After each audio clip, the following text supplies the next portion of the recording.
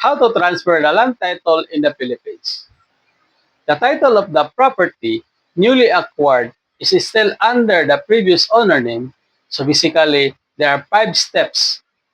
Number 1, gather all the requirements. You have to secure all the requirements from the Register of Deeds, municipal, or provincial, or the city assessors, and the BIR. What are the requirements? Certified true copy of the title, certified true copy of the tax declaration, tax clearance.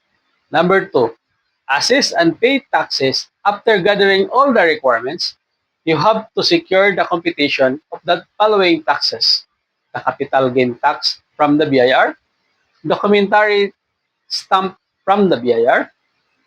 After you get the computation of the tax, you have to pay it through the bank for the capital gain tax.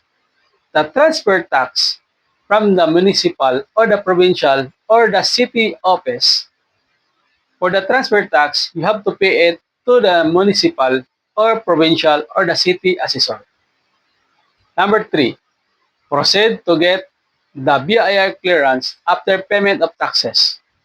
You have to go back to the BIR, you have to submit all the requirements and file for the issuance of certificate authorizing certification or the CAR. Proceed to the transfer of the title after to get the CAR from the BIR. You need to file the submit this the Register of Deeds. You need to get the assessment of the registration fees. After that, you need to pay it. And then you have to wait under the transfer of title is processed.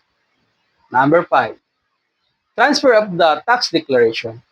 So after you get the title, you have to go back to the municipal or the provincial or the city assessor to file for the application of the transfer of tax declaration.